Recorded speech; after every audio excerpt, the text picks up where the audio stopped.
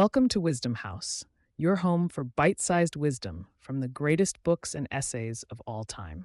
Today, we're exploring The Anxious Generation by Jonathan Haidt, a thought-provoking analysis of why younger generations are experiencing higher levels of anxiety and depression.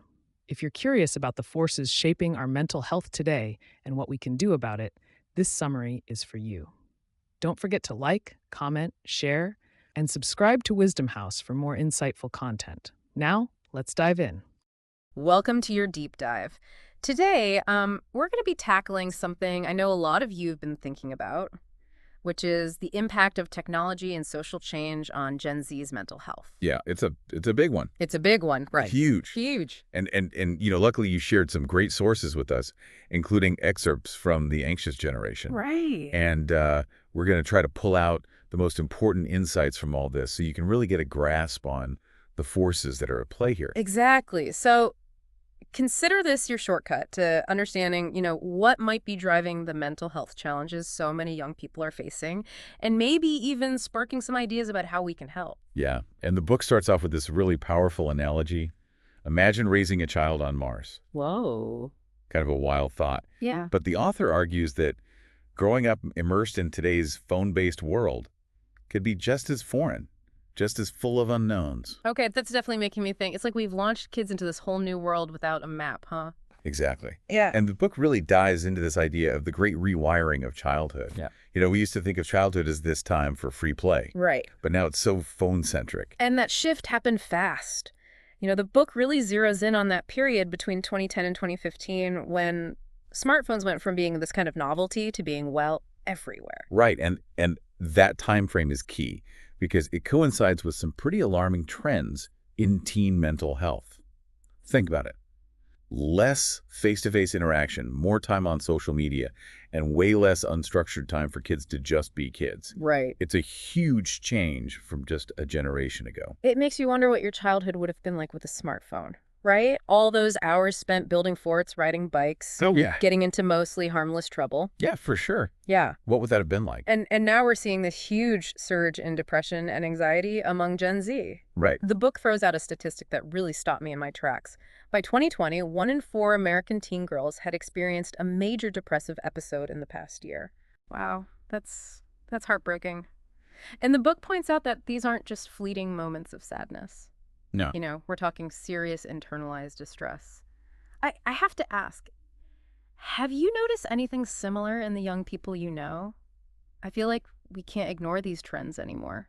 Yeah, I think a lot of people are starting to see the impact firsthand. And now the question is, how much of this can we attribute to technology? Right. Well, the book definitely points a finger at social media and smartphones. It argues that they're playing a major role in this mental health crisis. And there's some pretty compelling evidence to support that. Think about the constant social comparison, the pressure to present this perfect image online, the fear of missing out.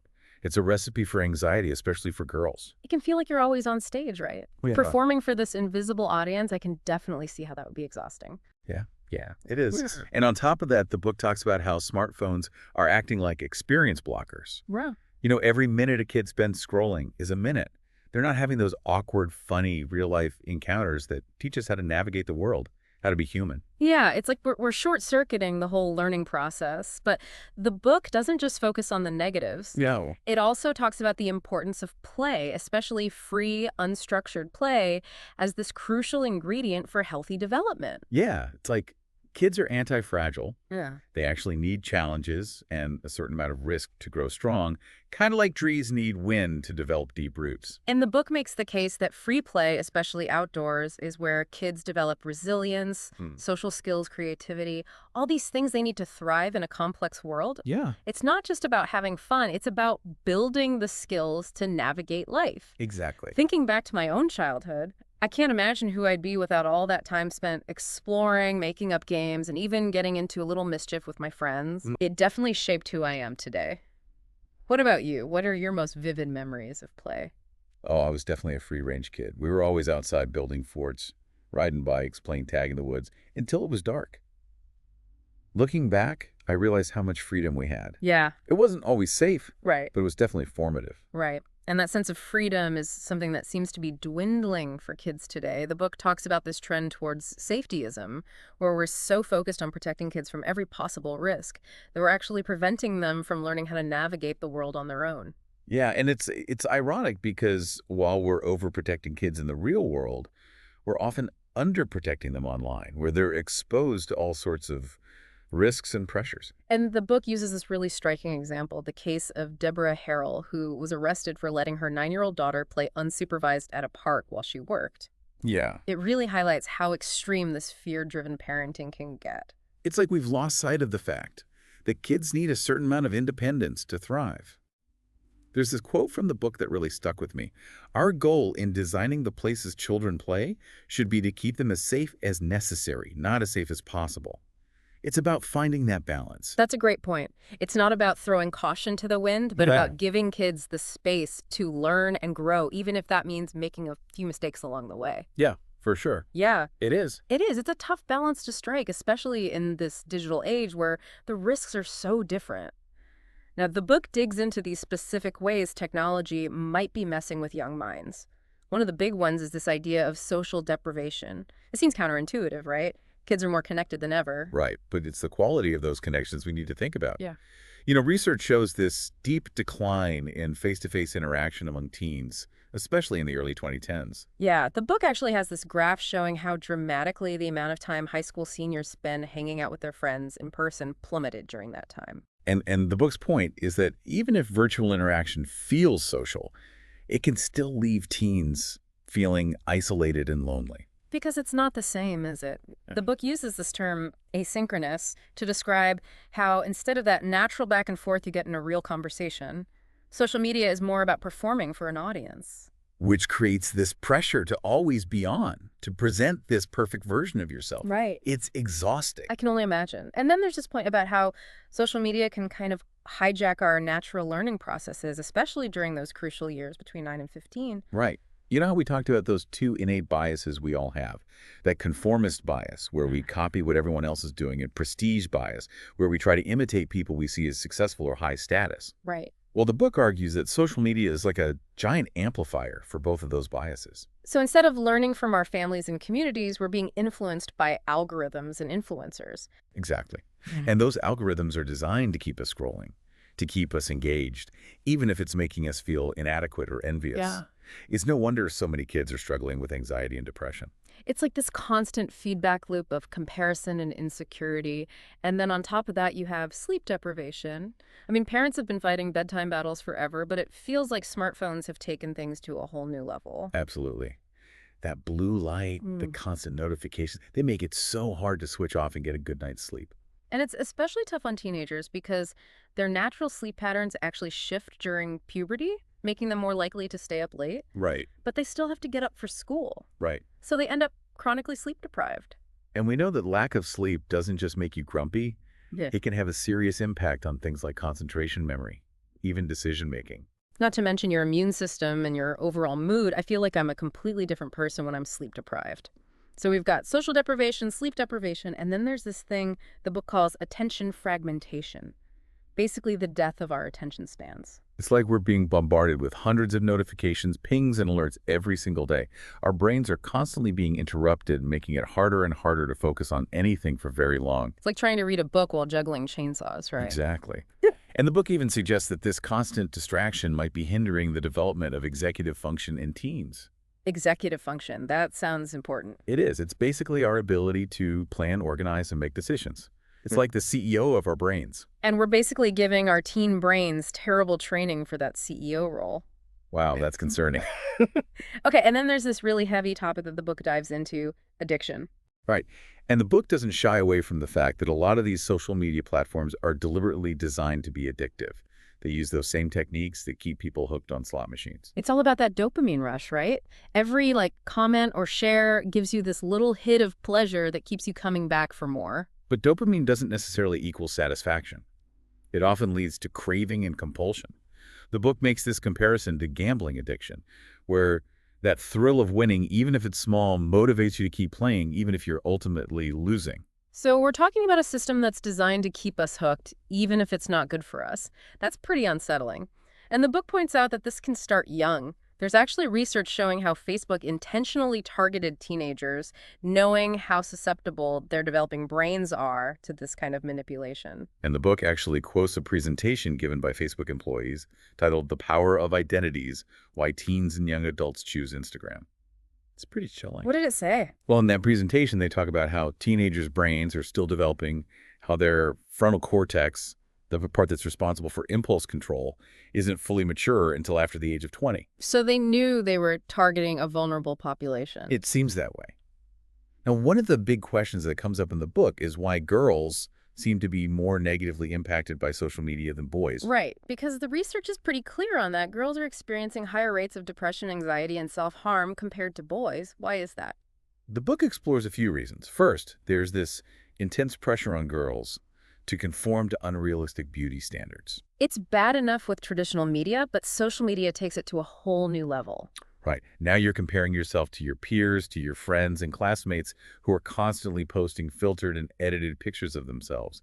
It creates this impossible standard of beauty that's always in your face. And the book argues that girls are more likely to internalize these comparisons, to base their self-worth on their appearance and their social standing. It has to do with our sociometers. You know, that feeling you get when you're left out of a group. That's your sociometer taking a hit.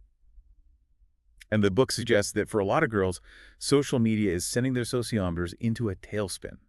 They're constantly being bombarded with messages that make them feel inadequate. That makes a lot of sense. And it's not just about the images they're seeing, it's also about the emotions that are being spread through these networks. Right. You know how happiness can be contagious? Well, so can anxiety and depression. It's like a domino effect. So one person's negativity can ripple outwards, affecting their friends and then their friends and so on. Exactly. And because girls tend to be more emotionally expressive and interconnected, they might be more susceptible to this kind of emotional contagion. It's like they're not just sharing photos and videos, they're sharing their anxieties and insecurities. Yeah. And the more time they spend on social media, the more they're exposed to all of that negativity. Which creates this vicious cycle. And this leads to something really disturbing, that the book talks about this rise in sociogenic illness or mass psychogenic illness. I've never heard of that. What is it? It's this phenomenon where physical symptoms like setics or seizures spread through social groups, even though there's no underlying medical cause. Wow. So it's like these symptoms are being spread through social contagion. It seems that way. And some researchers believe social media might be playing a role, especially among young girls. I've definitely seen those TikTok videos where teens are showcasing their tics and talking about their struggles. It's important to raise awareness, but I can see how that kind of content could be misinterpreted or even lead to more kids developing these symptoms. It's a complex issue, but it highlights how social media can have these unintended consequences, especially for young people who are still figuring out who they are.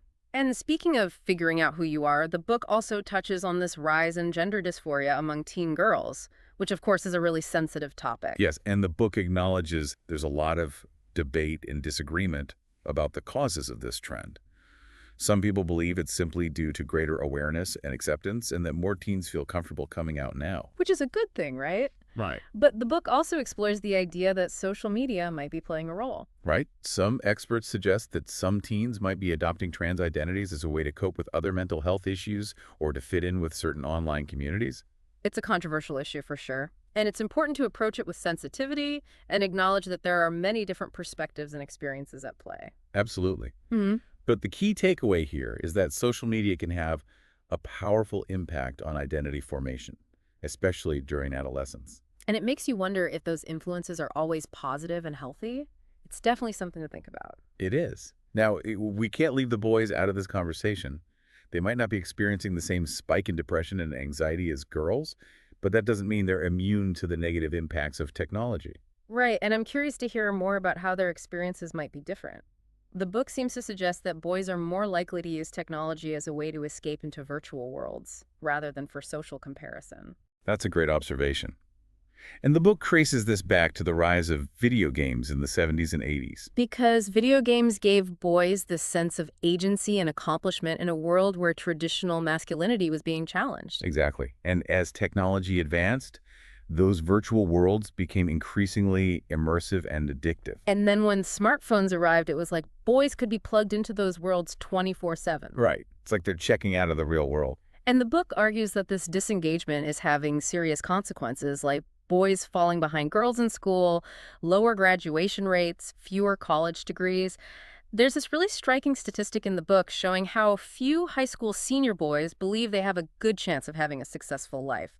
It's a pretty bleak outlook. It is. And the book suggests that this disengagement, this retreat into virtual worlds, might be contributing to their mental health struggles as well. Because even though they may not be expressing it in the same way as girls, they're still experiencing that loneliness, that lack of purpose. Yeah. Exactly. And it's not just boys who are suffering from this sense of spiritual depletion, as the book calls it. Spiritual depletion, that's a powerful term. What does it mean exactly? It's this feeling of emptiness and meaninglessness that can come from living a life that's constantly plugged in, constantly distracted and disconnected from anything bigger than ourselves. It's like we've lost that sense of awe and wonder, that the connection to nature, to something beyond the screen. The book talks about the difference between the profane, our ordinary self-focused existence, and the sacred, those moments where we connect with something greater than ourselves. And it's not just about religion, right? There are other ways to access that feeling of the sacred. Absolutely. The book highlights the power of awe and beauty, especially in nature. It even talks about these awe walks, where you intentionally go for a walk in nature without your phone and allow yourself to be filled with a sense of wonder. That sounds amazing. I've definitely experienced that feeling of awe when I'm out in nature. Right. And there's research to back it up.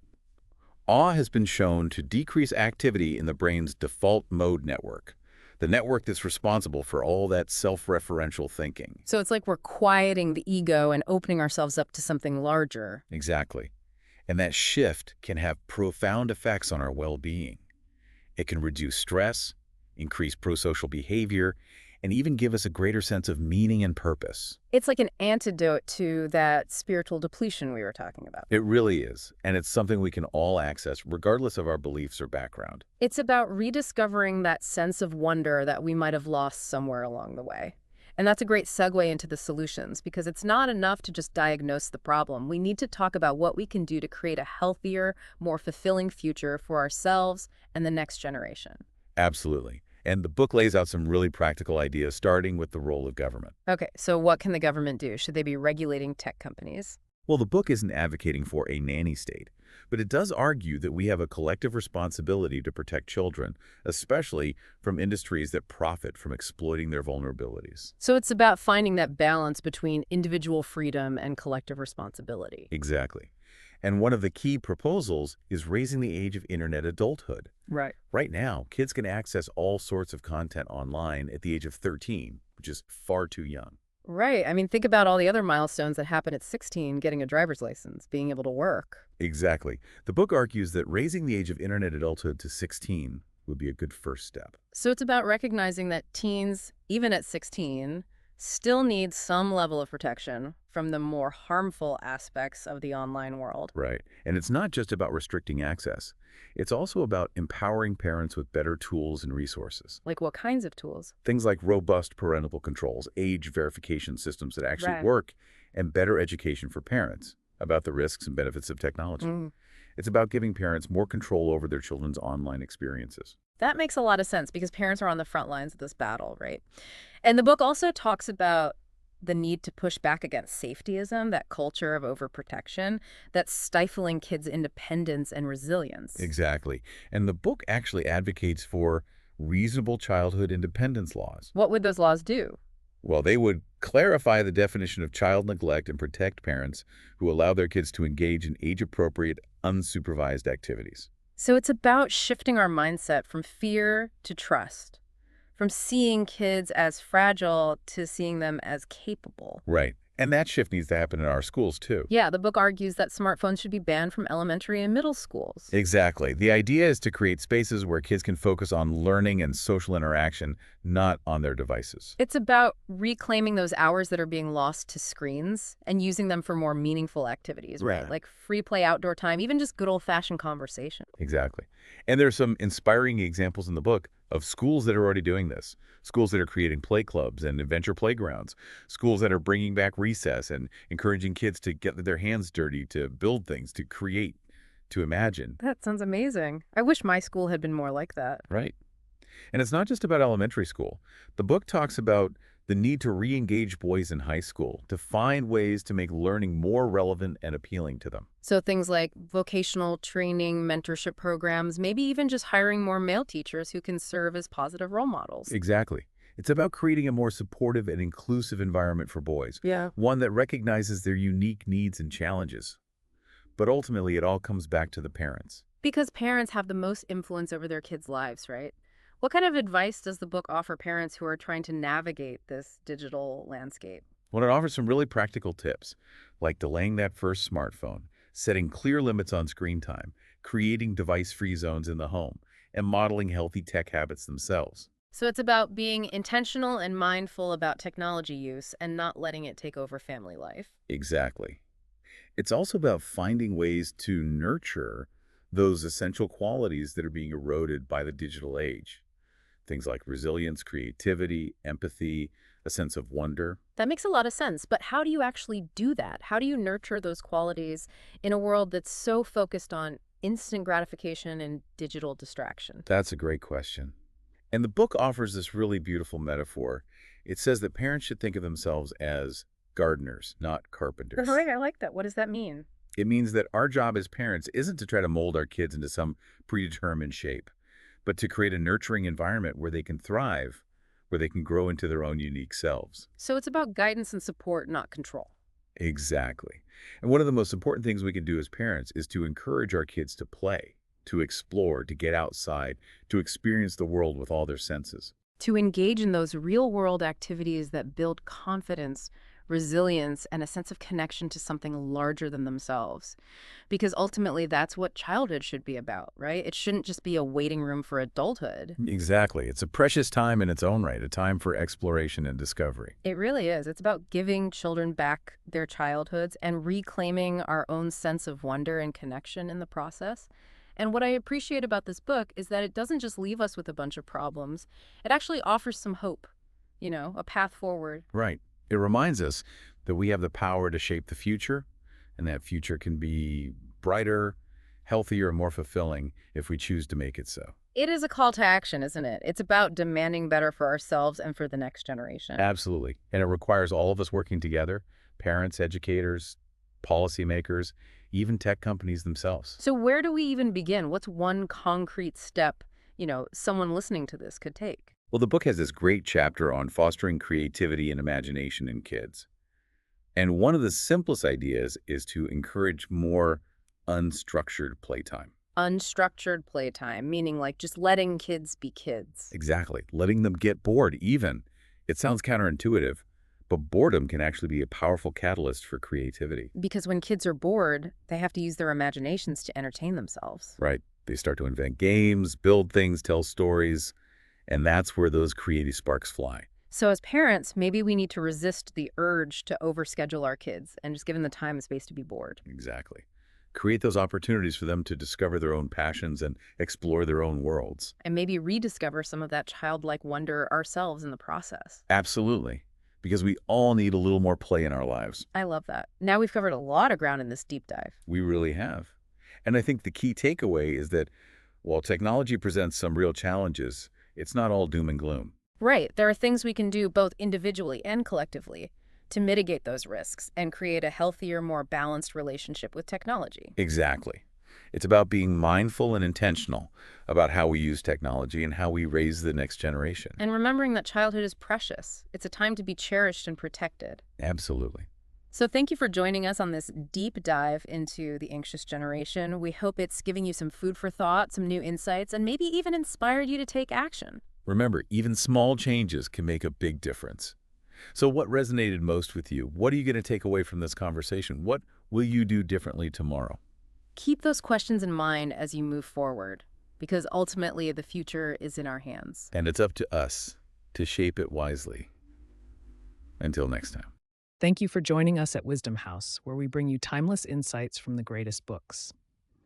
If you found this deep dive valuable, don't forget to like, comment, share, and subscribe to Wisdom House. Stay curious, stay inspired, and we'll see you in the next video.